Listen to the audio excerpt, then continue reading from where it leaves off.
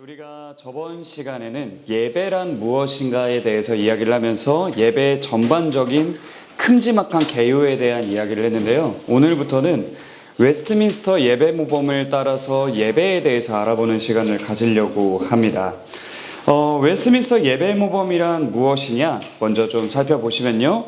1645년 웨스트민스터 총회에서 작성된 개혁파의 공예배 지침서가 있는데 그게 바로 웨스트민스터 예배 모범입니다. 이 예배 모범이라는 게 어떤 상황에서 작성됐는지를 좀 알 필요가 있는데요. 이 당시에 영국 국교회에 공동기도서라는 게 있었습니다. 그래서 이 공동기도서를 따라서 영국 국교회가 예배를 드려왔는데 이것을 대신하여 성경적 원리에 기초한 예배를 세우기 위해서 만들어진 것이 예배 모범입니다. 그래서 웨스트민스터 예배 모범은 고정된 기도문과 의식을 중심으로 한 예전서가 아니고요. 예배의 핵심 원리와 방향을 제시하는 모범의 형태를 취하고 있다라는 것이 핵심입니다.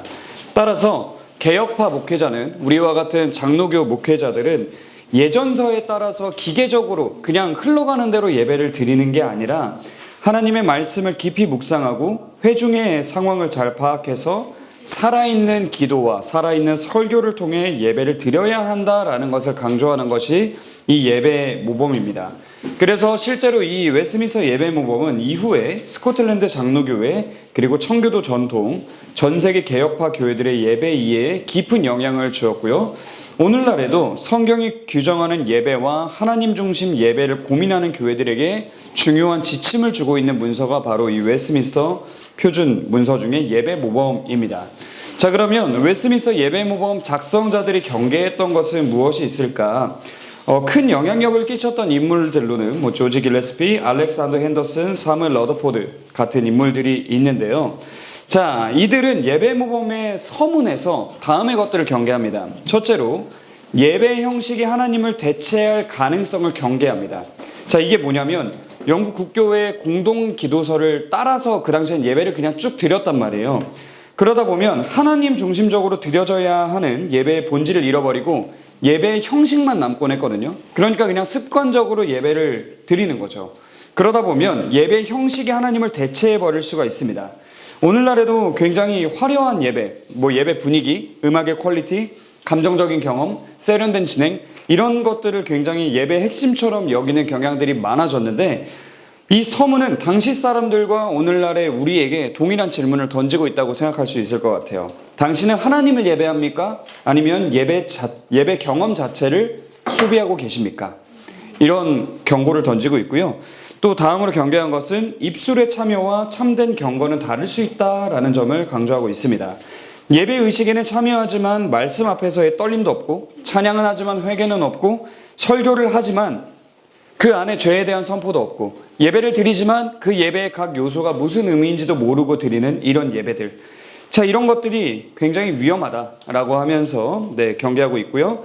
셋째로 예배에서의 설교가 약화되는 현실에 대해서도 이야기를 했습니다. 그 당시에는 아무래도 예전 중심으로 공동기도서를 따라 예배를 드리다 보니까 그냥 목회자가 딱히 설교에 대해서나 열심히 그렇게 준비할 게 좀 없었어요. 지금에 비해서. 그러다 보니까 이게 잘못됐다. 그래서 예나 지금이나 말씀이 설교가 예배에서 굉장히 중요하다라는 걸 강조하면서 하나님의 말씀이 바르게 선포되는 것에 대해 집중하는 경향을 보이고 있습니다.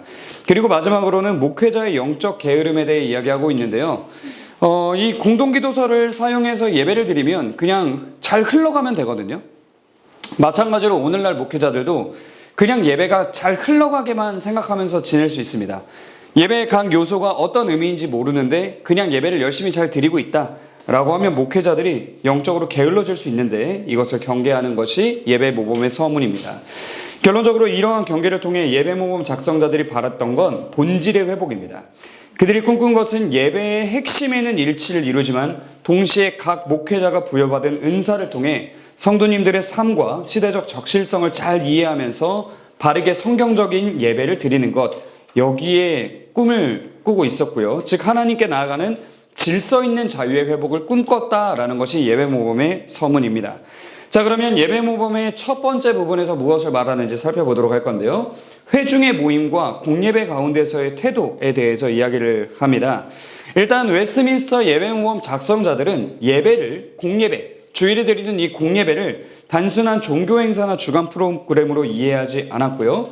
공예배를 하나님께서 자기 백성을 언약적으로 소집하시는 거룩한 사건이다라고 이해를 했습니다. 그러므로 웨스트민스터 예배모범은 예배를 철저히 하나님 중심적으로 바라보면서 예배의 자리를 죄인인 우리가 거룩하신 하나님 앞으로 나아가는 엄숙한 자리이자 경외의 자리다라고 보았고요. 예배모범은 회중의 외적 행동뿐만 아니라 이게 엄숙한 시간이기 때문에, 거룩한 시간이기 때문에 내적 태도까지 중요하다라고 이야기를 했습니다. 또한 웨스트민스터 예배모범은 공예배를 공적 규례라고 말하면서 그 누구도, 신자 중 그 누구도 공예배를 소홀히 해서는 안 되고 매주 공동체와 함께, 이게 중요합니다. 공동체와 함께 하나님 앞에 서야 한다. 언약 백성인 공동체가 함께 주님 앞에 서서 예배를 드려야 한다라는 것을 강조했습니다. 따라서 예배는 각 성도가 따로따로 드리는 시간이 아닙니다. 교회에 모여서 나 예배 드리고 너 예배 드리고 이렇게 따로가 아니에요. 그리스도의 몸된 교회 전체가 함께 하나님께 나아가는 공적 행위가 성경이 말하는 예배다라는 겁니다. 그래서 이 공예배 시간의 회중의 태도와 질서는 단순한 예절의 문제가 아니라 신학적인 문제로 다루어집니다. 자, 그러면 회중의 예배 전 마음가짐과 태도에 대해서 먼저 살펴볼게요. 웨스트민스터 예배모범은 예배가 시작되기 전부터의 이야기를 합니다. 여러분은 예배가 언제 시작된다고 생각하십니까? 이 부분에 대해서 웨스트민스터 예배모범은 예배가 예배당에서 시작된다고 얘기하지 않습니다. 예배모범은 뭐라고 얘기하냐? 회중이 공예배를 위해 모일 때 사람들은 미리 마음을 준비하고 모두 나와 예배에 참여해야 한다. 여기서 중요한 건 미리 마음을 준비하는 겁니다. 이것은 그냥 단순히 옷을 단정히 입고 시간에 잘 맞춰 교회에 도착하는 수준의 것을 이야기하는 게 아니라 성도가 하나님 앞에 나아가고 있구나, 내가 지금 하나님께 나아가고 있구나라는 사실을 인식하면서 자신의 마음과 생각을 정돈해야 된다라는 겁니다. 왜 그럴까요? 성경은 하나님께서 우리의 마음을 보신다, 우리의 중심을 보신다, 외모를 보지 아니하시고 마음을 보신다라고 말씀하셨기 때문에 이건 당연한 일입니다. 그렇다면 예배 전에 미리 어떤 마음을 준비해야 하냐? 일단 하나님에 대한 경외감을 준비해야 됩니다. 이것은 그냥 예배가 경박함이나 무관심으로 진행되어서는 안 된다는 것을 알려주는 겁니다. 거룩한 두려움과 경외심 가운데 예배를 준비해야 돼요. 하나님이 어떤 분이십니까? 무한하신 하나님이에요. 그렇기 때문에 우리가 그분 앞에 나아가는 시간에 경외감이 없으면 안 됩니다. 그리고 자신의 비천함에 대한 인식을 가지고 예배를 준비해야 됩니다. 우리는, 잘 생각해 보십시오. 우리는 죄악된 존재이고 거룩하신 하나님 앞에 설 수 있는 존재입니까? 아닙니까? 아니에요. 그렇기 때문에 우리가 너무나도 더럽고 추악한 죄인인데 지금 내가 하나님 앞에 서는 것이구나, 오직 예수 그리스도의 중보사역을 통해서 이 일이 가능한 것이구나 라는 생각을 하면서 예배를 준비해야 된다는 겁니다.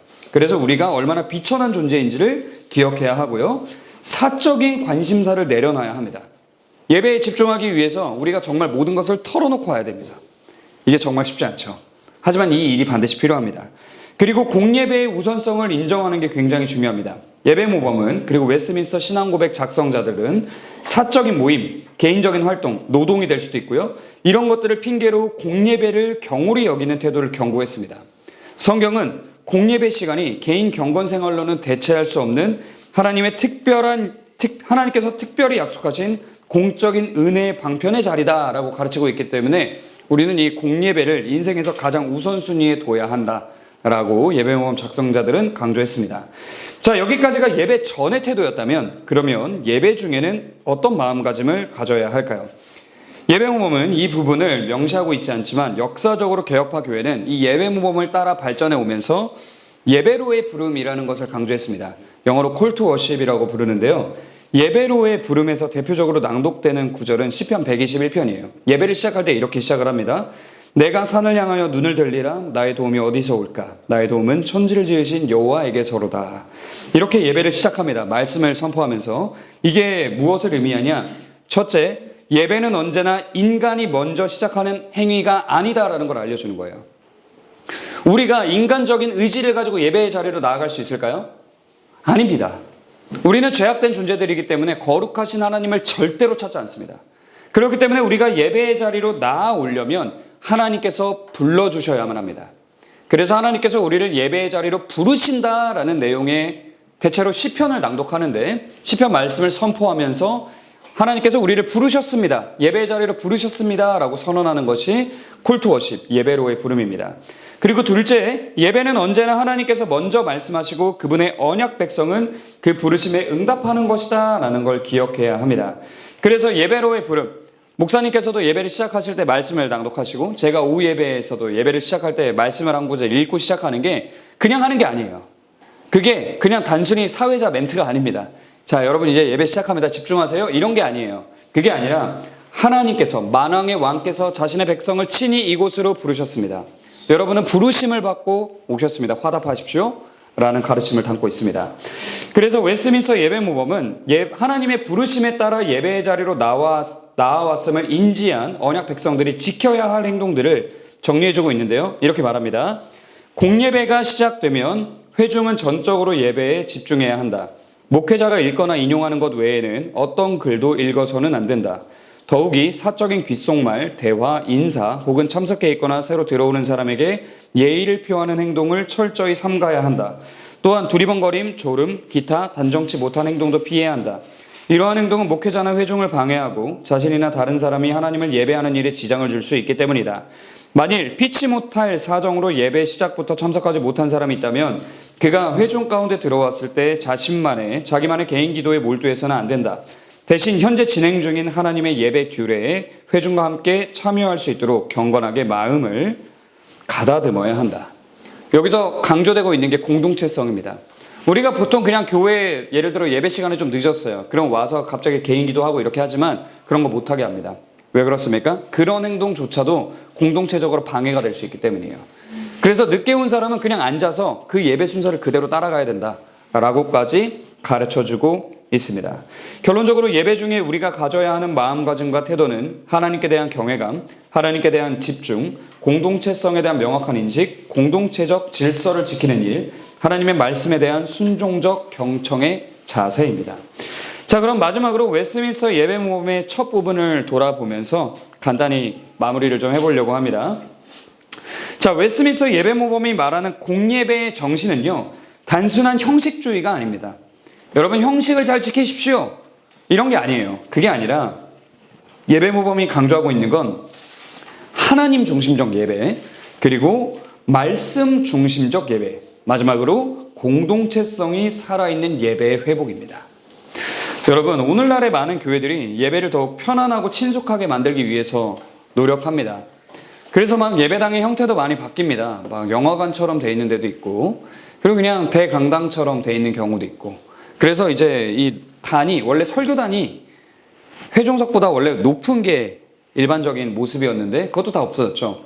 그리고 이제 막 강대상도 없는 경우 많습니다. 그냥 검은색 블랙박스 형식의 공간에서 예배를 드리고 콘서트처럼 드리는 경우들이 많은데요.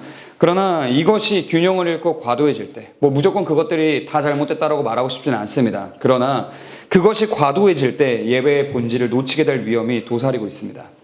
그러므로 우리는 앞서 던졌던 질문 앞에 다시 서서 돌아볼 필요가 있습니다. 여러분은 하나님을 예배하십니까? 아니면 예배 경험 자체를 소비하십니까? 우리가 이 질문 앞에 바로 설 때 우리는 본질을 회복하게 될 줄 믿습니다. 그리고 부디 우리 바른길 교회의 예배는 습관적으로 드리는 예배가 아니었으면 좋겠어요. 바른 신학적 이해 가운데서 겸손히 하나님께 나아가는 올바른 예배가 되었으면 좋겠습니다.